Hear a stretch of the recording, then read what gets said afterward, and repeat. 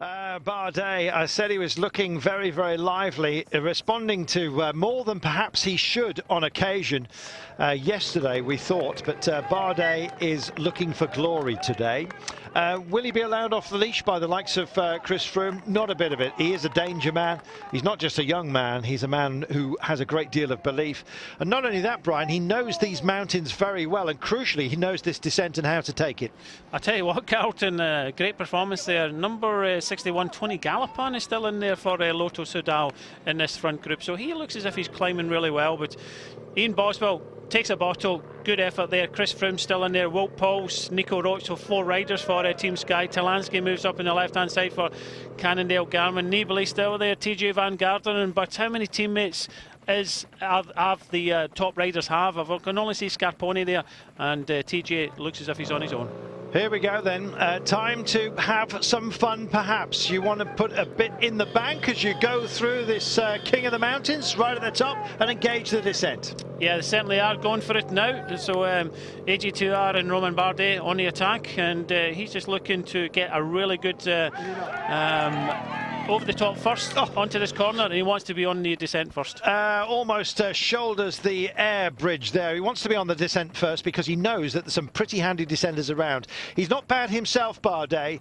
My pick for the day, and he suddenly goes on the attack right now. A little bit early, wants the cleanest view of this. Now watch Nibali. He'll start to just make his way down the mountain, and I suspect he may well catch Bardet halfway down. The motorcycles are going to have to be pretty clever today because there's a lot of gravel around here, and it's a bit of like a patchwork quilt, as you can see. And you can also see that Bardet is catching the motorcycle. He's got to get the hell out of there because Bardet can take these corners quicker than he can. And he suddenly realizes and winds it up, cranks it away.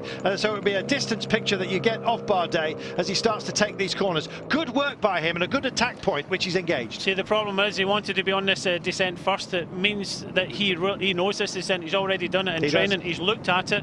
The thing is, you can just see the changes in the surface, and your bike starts to shudder about. We've seen the on tour with Le Mans, and he nearly came off in one of the corners. So when you get this change of tarmac in the patches, you start juddling around and very difficult to control on a descent. It's a lot easier if it was smooth all the way down, but it isn't. And Romain Bardet, it just sat in the peloton, came over the top and really ripping it in the descent. Do you know, Kennick there was guilty almost of following the rider in front of him, and suddenly he disengages and starts picking his own lines.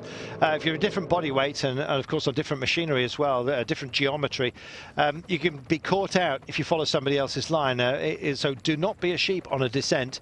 Make sure that you, all right, be aware that everyone else is around you, and of course they've got their own braking points. Nibali for the time being just happy to settle in, hasn't engaged full drive just yet, and I've seen Nibali pedaling through corners where others would glide through just to get that extra piece of drive, and Kennick no longer following everybody else's line but doing his own thing, and that's the way. Just comes out very slightly to give himself more vision into the corners, and as you can see, picks alternative lines, the ones that he's comfortable with, and that's the way you've got to handle this, Brian. When it's so quick and so focused, you've got to do it your way. But he's still in there. Gives Team Sky 5. They don't want to push it on too much. They don't want to cause any injury to Chris Froome if they overcook it, so they won't take any risks whatsoever. So 20 kilometres to go, Bardet on his own, 9 seconds in front. A lot of riders have been distanced. We'll try and pick up as many riders in this front group as possible, but I do know that Orica Green Edge have the British rider, Simon Yates. There we go. He knows how to thread this mountain. He trains here. He knows every single piece of this patchwork quilt as if his granny had sewn it together, and right now he is skipping down here. Check out Bardet. He's on a mission, and not even Nibali fancies this one, for goodness sake. He's a man who can descend like a good one, and even Bardet, well, maybe he goes wide because he knows exactly what this corner demands, and he does. Surely that barrier's got to be a test, and he sails so close to it, giving the almost vertical, keeping the bike frame vertical as he went through that corner. That was a clever piece of riding by Bardet, and clearly big piece of knowledge as well. Let's see how closely everybody else follows the Bardet line through there. Can't quite keep up with it, and the motorcycle just needs to get away from these guys. Goodness me, what a descent this is.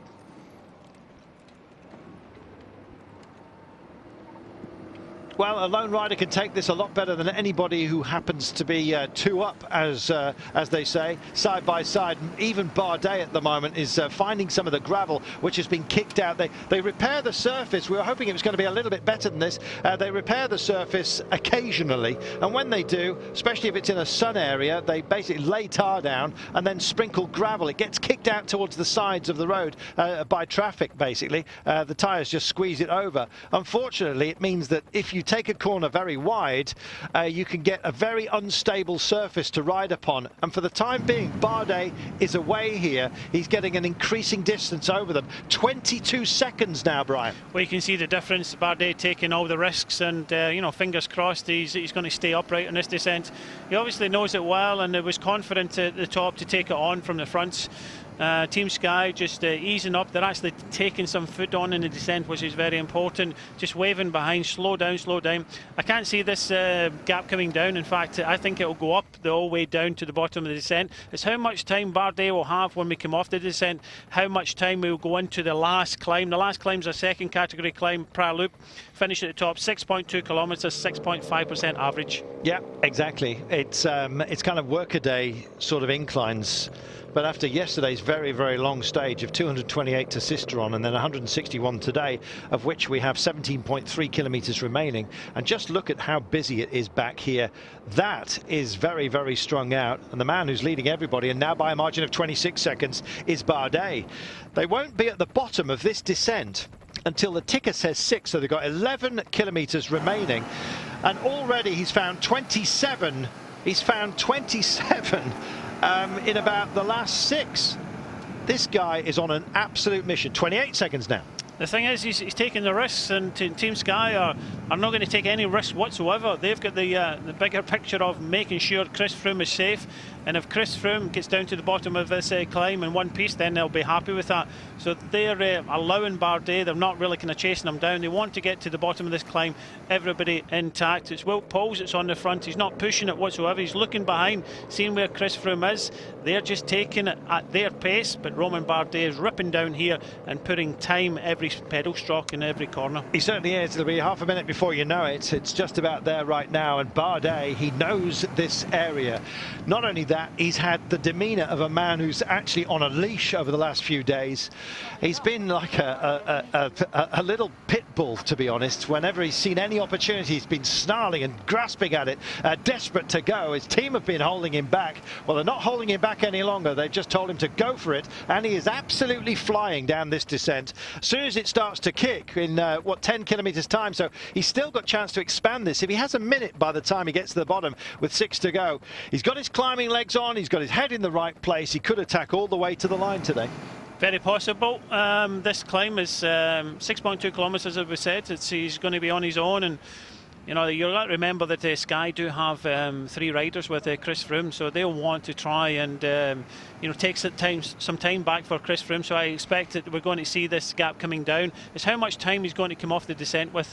He's still trying to eat, as we said. It's very important. A stage race, he has to eat, and you know, they're not getting a lot of time to be able to do that, especially when he's pushing on. To be honest, he went through a right-hander there and grabbed a gel. He straightened the bike up and put it in his mouth. Both hands back on for the left-hander, and now he's trying to get into the foil and then just get down the rest of this mountain. But he's still pulling away. 33 seconds. Being out there and on your own, especially when you're familiar with the descent, counts for an awful lot, doesn't it? It does. It's you know, 15 kilometres to go. The kilometres are passing by now. Still a long way to go on this descent. As we said, the climb, this next climb is 6.2 kilometres. So looking at where he is at the moment, still a long descent still to be had. He could eke out just more than a minute, and if he has a minute in this last climb, potentially he could possibly go on and win the stage. Yeah, he could go on and win the stage. It's my belief that he's got a fantastic chance. Well, that's an obvious, but I picked him earlier on today, just surely because he's been chomping at the bit so much and the terrain seemed to beg it. Well, we knew he was familiar with it, and he's showing that right now. 35 seconds is the gap, 14.1 kilometres remaining, and the motorcycle's having real trouble keeping up, quite frankly. Here we go, 15 kilometres to go for these guys at the back. He's a kilometre ahead down this descent. He is, but it just goes to show you, Carlton, that riders are coming back into this front group. I saw Irizar there for Trek Factory Racing, so, and Tony Gallopin, I think it was, making his way onto the Sky-led group. So it just goes to show you they're not pushing on in the descent, they're giving it respect. But Bardet just throwing caution to the wind, really ripping into this. Obviously knows every inch of this descent and putting more and more time in the further we get down. That curve said it all. He knew how the curve was going to open up for him, and he played it dead centre, knowing that he would have all the right axis going in. Off camber there, out towards, just spat towards the mountain. That's going to be a danger point for somebody who doesn't know. Off camber means the road shelves away the wrong way, doesn't offer you up any banking as you go round the corner, and he's using every inch. He's just brushing the verges every single time here. He looked very shaky on one of the curves, and I was thinking, my goodness, he looks a bit frightened. And then when he came out of it, he'd taken it absolutely perfectly on the escape, and it's 43 seconds now. Well, we're saying it could be a minute by the time he gets to the bottom. It's a bounce once we get to the Pied de Col, which comes at 6 kilometres to go. So he's going to go straight down, and then he's going to be heading straight back up the Prada Loop.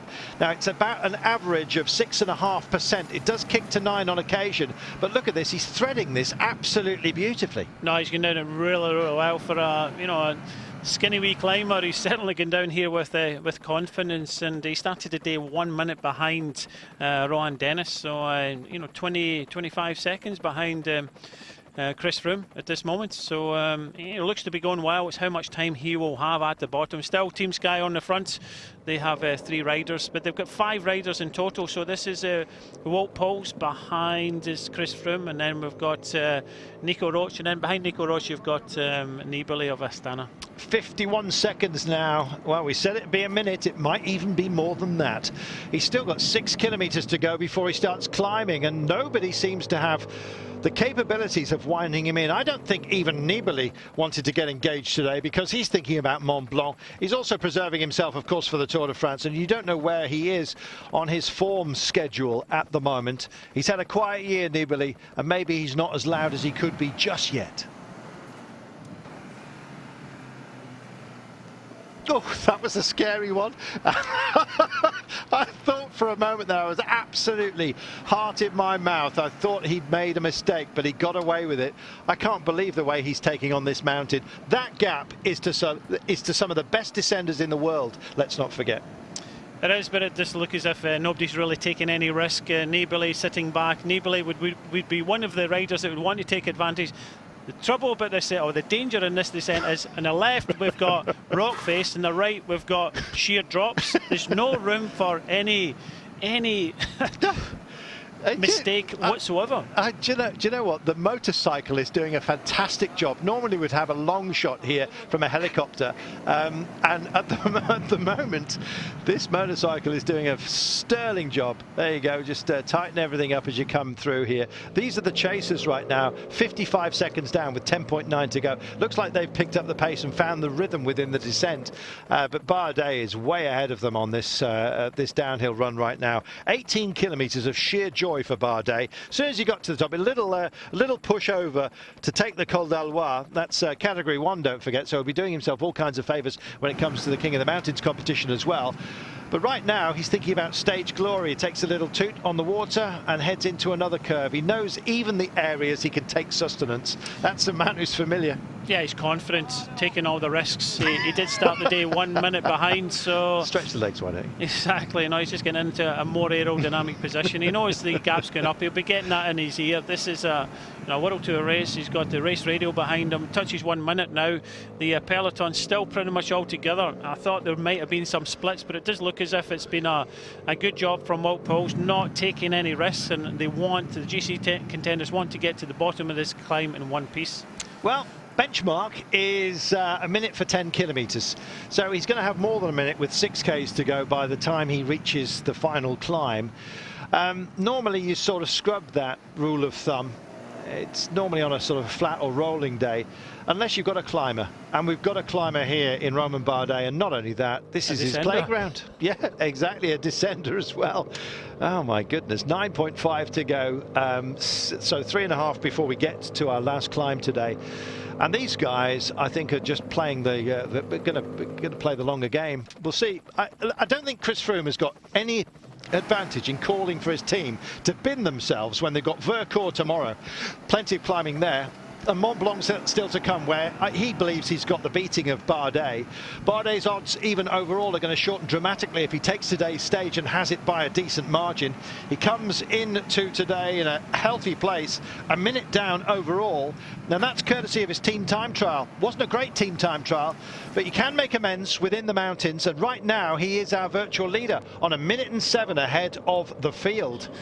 And so Bardet is in the yellow jersey just for now, and I think he's in the bird seat as well as he heads up this mountain in 2.6 kilometers time, provided he makes it. Little error there, drives out of the corner, still though pedaling on. Let's have a look. We've caught it. Hey, big lock up at the back, shimmy shimmy.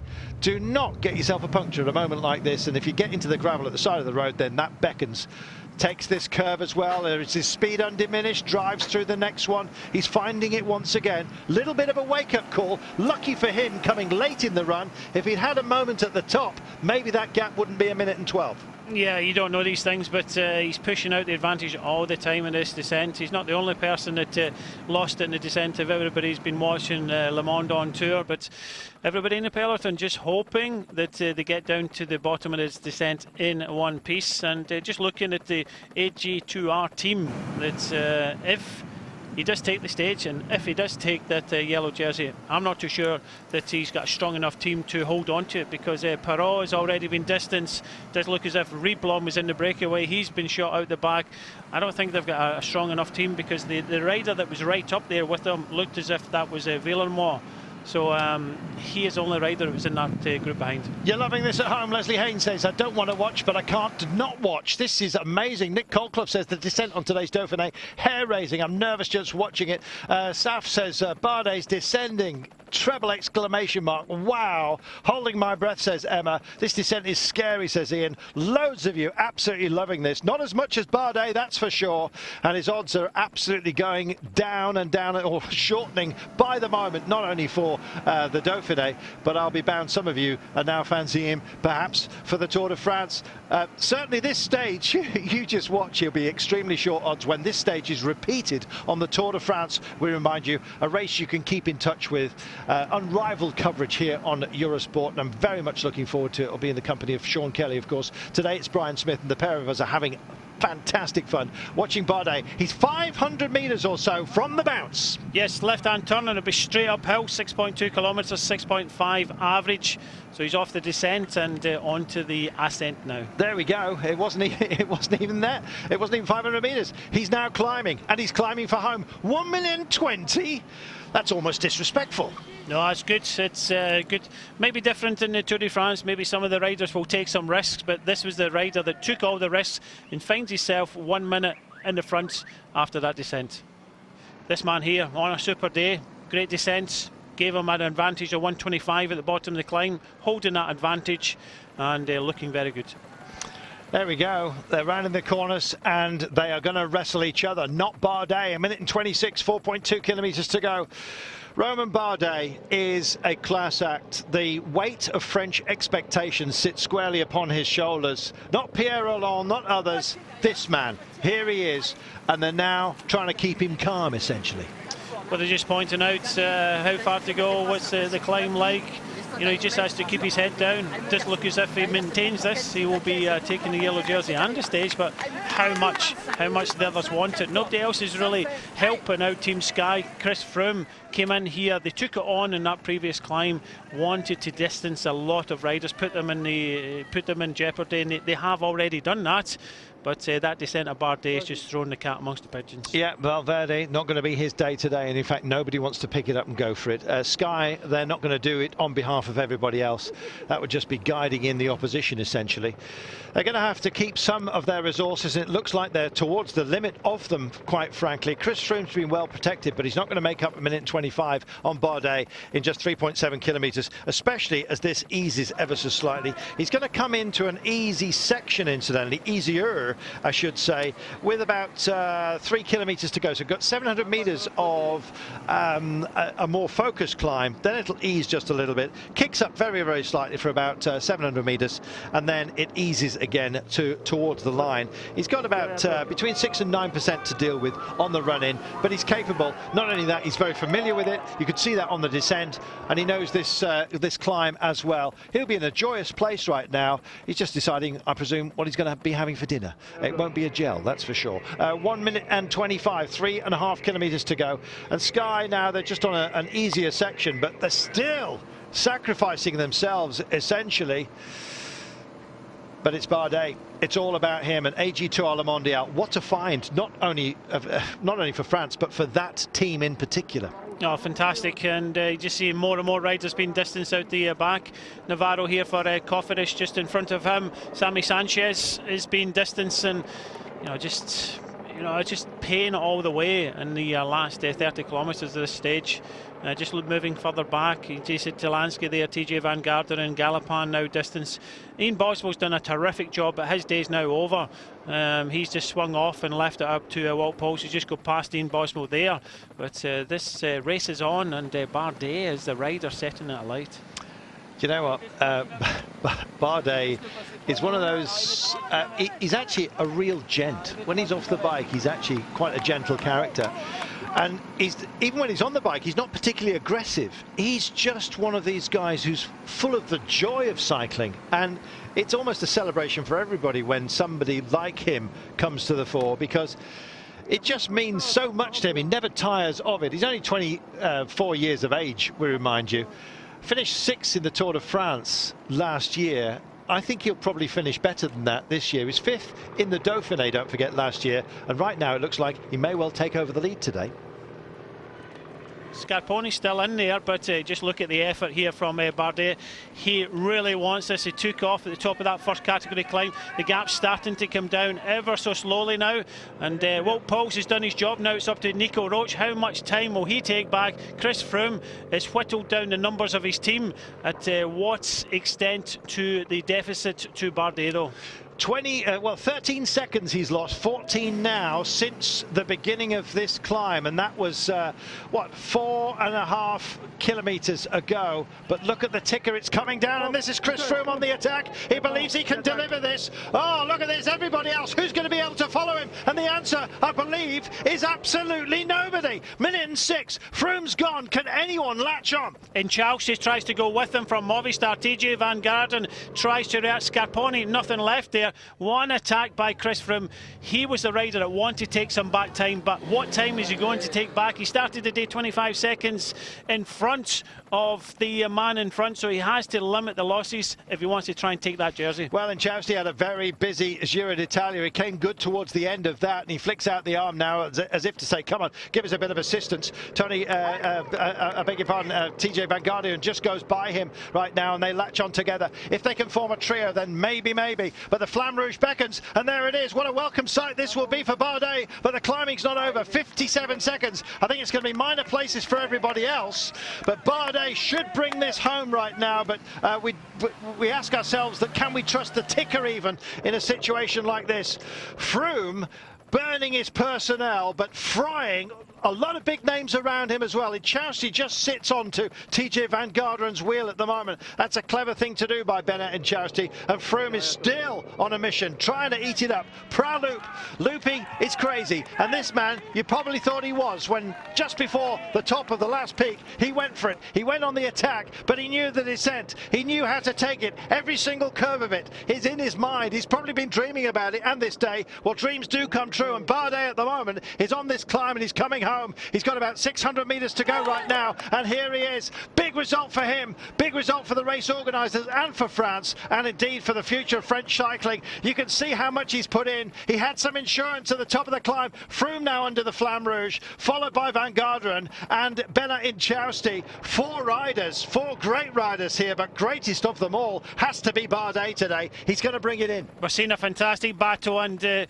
the start of today's stage, no one really thought that this would be the man ripping it in the descent. Apart from Carlton Kirby, that's hats off to him. But number 41 here, inside the last few hundred metres now, he's starting to tire. He's looking behind. He knows that Froome's coming.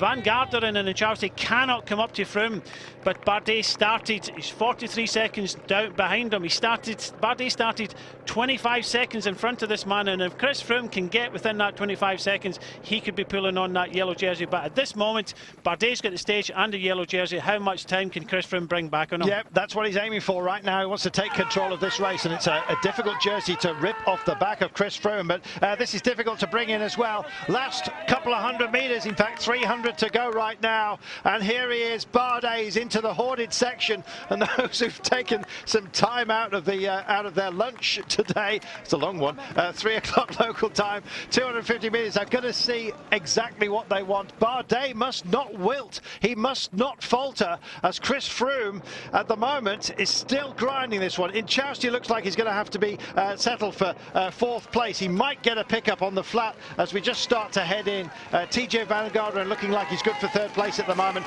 Bardet starting to pedal squares. He's out of the saddle right now, and the hoardings are welcoming him. Beaten flat, as you can see, by the fans who are here. They've turned out in their hordes, and this is a hugely popular win, not only for them and Bardet, not only for his team and the French press, but for the French cycling fans generally, and you know what, for cycling fans globally, because Bardet is a proper prospect and a fantastic winner today.